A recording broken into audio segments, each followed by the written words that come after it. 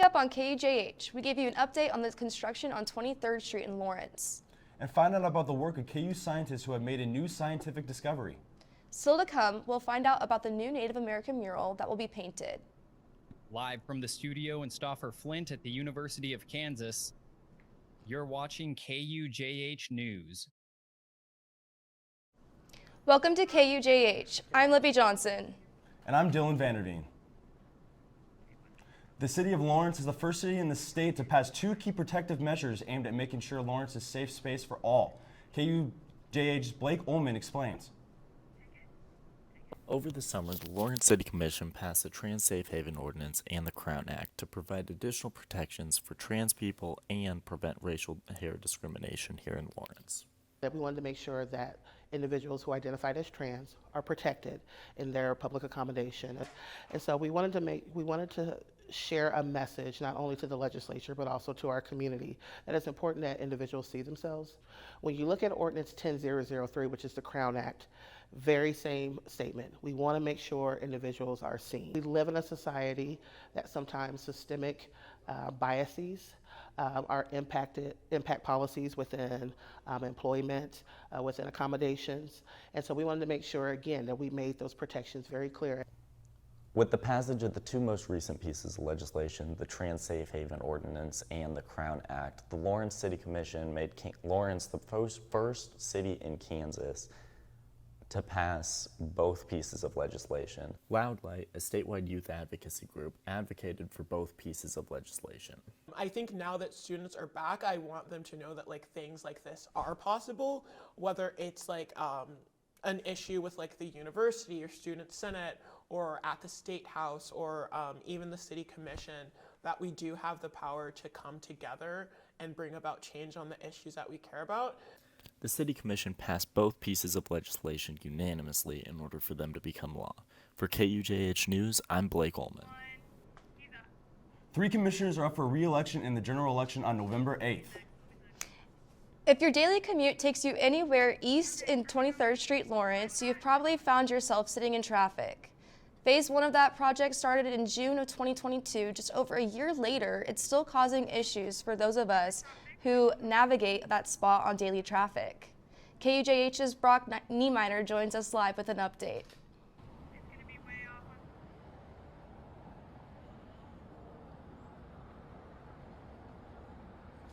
Thanks, guys. The construction here on 23rd Street stretches an entire mile beginning on Leonard Avenue all the way down to East 1600 Road.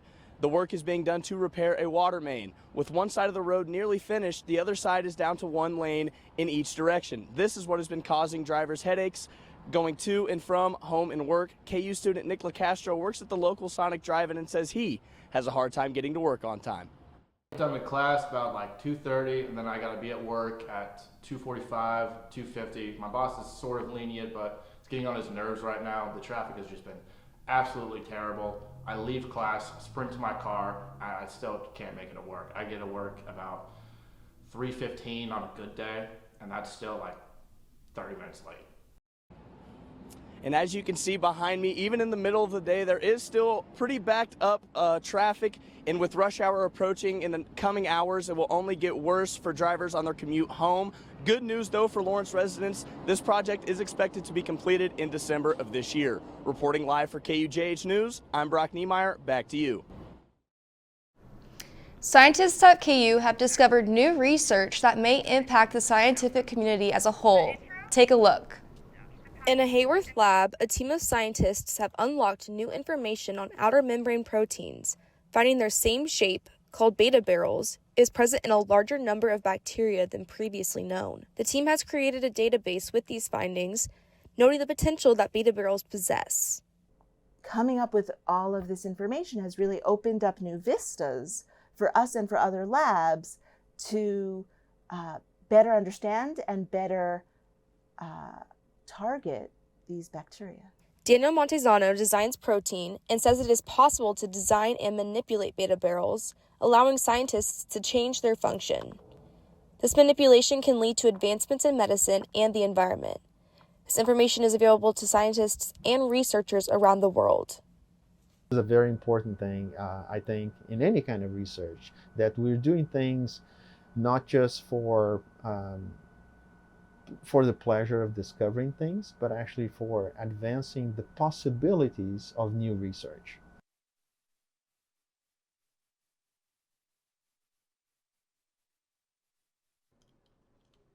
The work being done in this lab not only advances the general knowledge of bacteria, but has untapped potential to lead to one of the next major discoveries in medicine.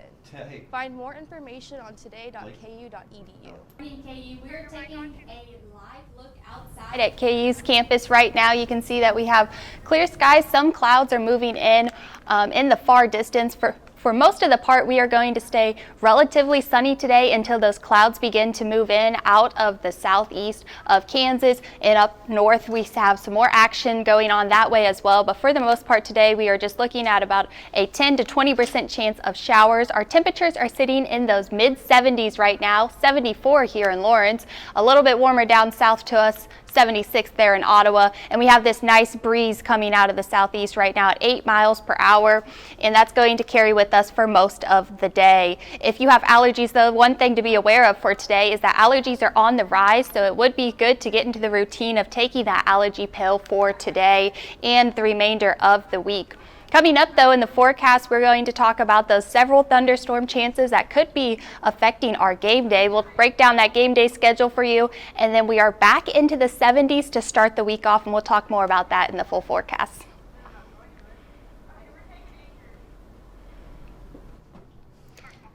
Coming up, we will talk with an artist who is creating a new mural honoring Native American heritage and culture. And later in sports, we'll have a live report from KUJH's own Aiden Pezzle to take a look at this upcoming football matchup this weekend. Coming up, you'll learn all about the Haskell Art Market. I'm Jack Dennebaum, and coming up on KUJH News, I visit with Eudora High School's new head track coach to see how she feels about her new position. A new mural Topeka honors the traditions and culture of the Prairie Band Potawatomi Nation, and I was in Topeka for unveiling the celebration. If you go to the Native Reservation in Delilah, Kansas, the Prairie Band Potawatomi Nation culture is strong, and now is an art piece that shows it. A colorful 20-foot by 16-foot mural was unveiled last week that shows the Potawatomi culture at its finest. The mural was painted by Garrett Larson, and he got his inspiration from a local Native singing group that was reaching national heights. The community here in Delia wanted to honor the youth that were continuing on traditions of their culture and heritage. A few members of the drumming group, Little Soldier Drum Singers, have gotten national attention from the Native American community from their singing and drumming. So Larson thought what would be better inspiration than those honoring their traditions at the highest level. We ended up getting pictures of them and some of the dancers in the group and put them together and wanted to do something colorful to brighten up the community, bring people in. The drum group and dancers are the centerpiece of the mural, showing the heritage that is the Potawatomi tribe. To show that, that they put them up on a wall for everyone to see here, that really brings the community together and shows the respect and the love that everyone has for one another. The tribe celebrated the mural with a celebratory ceremonial dancing, drumming, and singing. The tribe's vibrant colors and young age of dancers gave hope to the drummer, Hago, that the Potawatomi traditions will be passed along for a long time. That also gives us, hope for the future that, our children are going to keep our traditions alive. They keep our language, our singing, and it's something that's growing stronger and stronger, and we're very proud of that. As for the mural, the meaning of it to the Prairie Band Potawatomi Nation can't be put into words. I'm a big believer in meaning behind your artwork and things like that, and it's chock full of all of that. The Haskell Art Market is an annual opportunity for Native artisans to share and showcase their work to Lawrence community. KUJH's Abby Lord takes us to the sights and sounds of this year's market.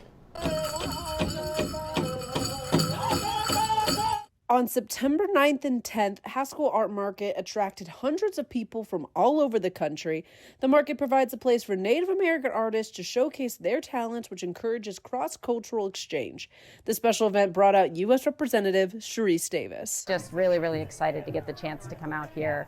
The Haskell Art Market attracts people from literally all over the country. There's such beautiful art, so many people representing their individual tribes or cultures, and it's a beautiful thing to see.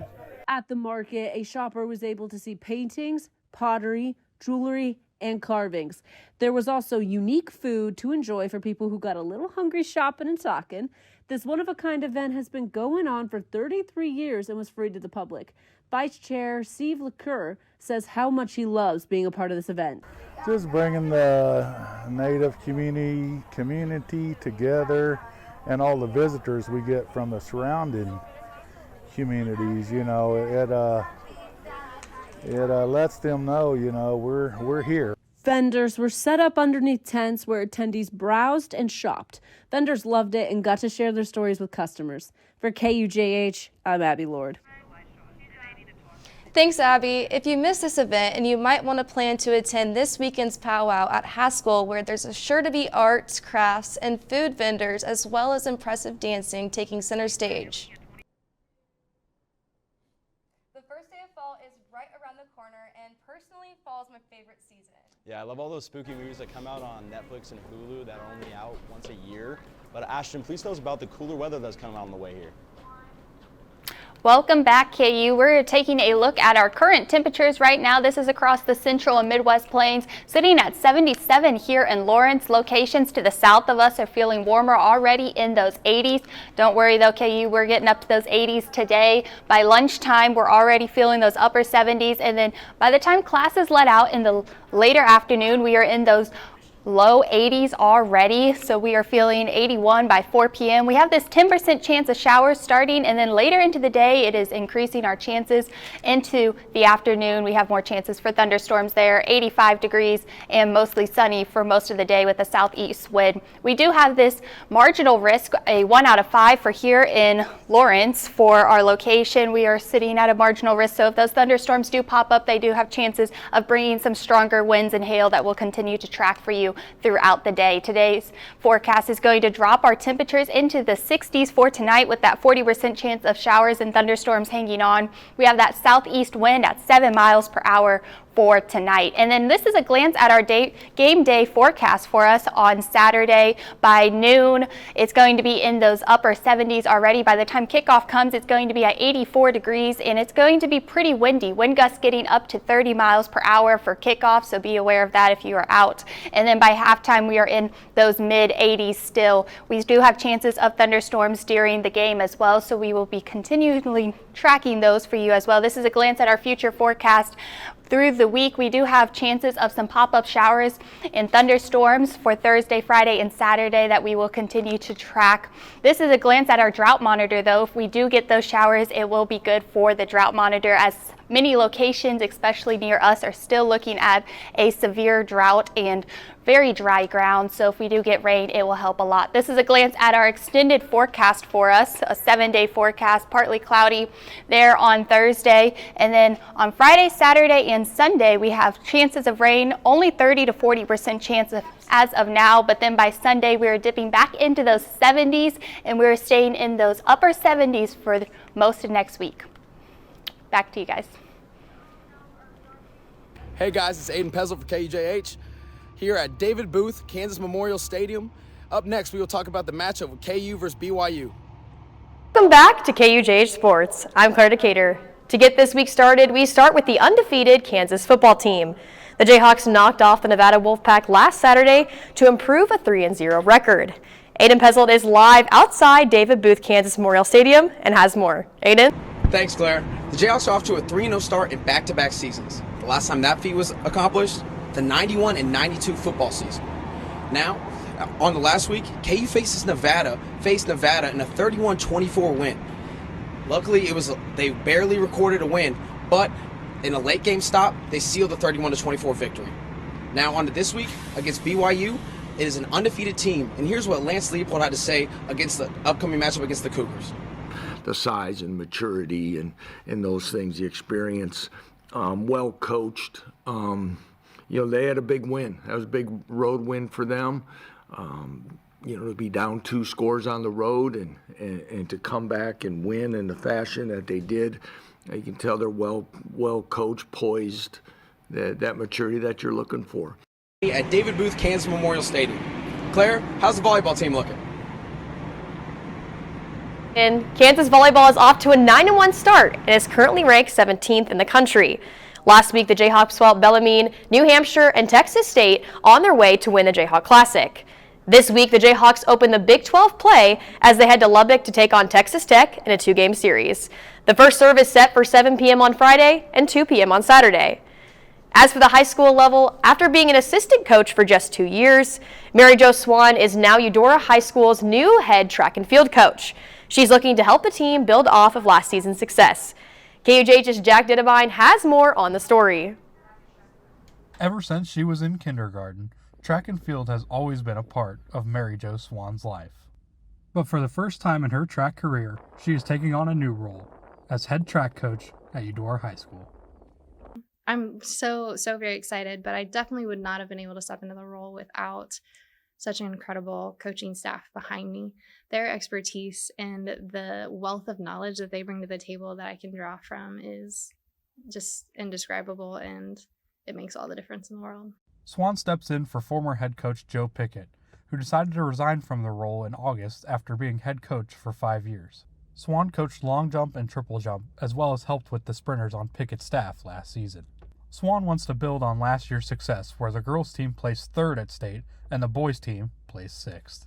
I think that we have a pretty great foundation and groundwork laid for us. So again, not looking to change a whole lot, just continuing to encourage our athletes to reach their full potential. The search for a new head coach was one that didn't need to go far. Athletic Director Kara Kimberlin said the track team's coaching staff is so talented that anybody could have taken on the role. But there is no doubt in her mind that Swan was the right call. Mary Jo was extremely interested in doing it. She's got a great track background. She's highly organized. She's a great communicator. She's right here in the building. She's great with our kids. And so to me, it was a perfect fit. As a long jumper and triple jumper under Swan last season, junior Addie Hemphill says she is excited for the track team to continue to grow under Swan's leadership and love for track. She's very passionate about what she does, and I think that's just what makes an amazing coach, is when they're passionate about what they're teaching. It makes the students really like it too. While she is thrilled to be in her new position, Swan says there is a lot for her to do before track season rolls around, but she is ready to get to work. I'm Jack Dittebine, reporting for KUJH News. You can watch the Cardinals' track and field season next season in Eudora. That's all we have for sports. After the break, we learn what's on the road games look like for local businesses. Welcome back to KUJH. Away games mean students have to find other places to watch the big game rather than tailgating with friends. Whether it's local college bars or local restaurants, students find other fun ways to enjoy the Hawks game. Taylor Pack, who is a host at Johnny's Tavern, says away game day is a new kind of busy. It's always loud on a game day. People are cheering, yelling. It's a lot of fun. It's a lot of fun to watch from the host stand, people at the bar, like getting excited over the game. I think that away games are honestly sometimes a lot more fun than home games. It's a little bit more comfortable. The atmosphere is just, it's electric. You're hanging out, music is loud, food's amazing.